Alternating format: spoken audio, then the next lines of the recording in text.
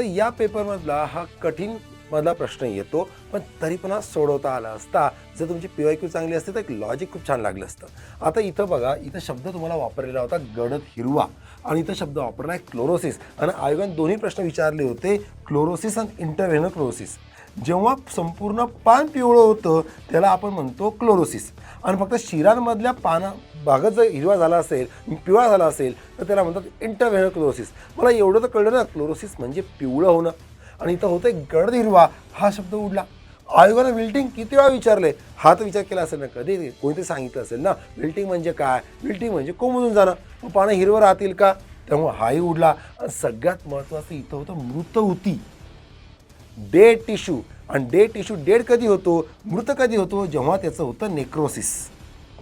काय होतंय, नेक्रोसिस. म्हणून नेक्रोटिक तर आहेच आणि सोबतच इथं काय म्हटलं की पानांमधले स्मॉल एरियाज, म्हणजे या पानामधला हा एरिया डार्क झाला आणि एका मोठ्या एरियातला एक डाग म्हणजेच काय रे, स्पॉट.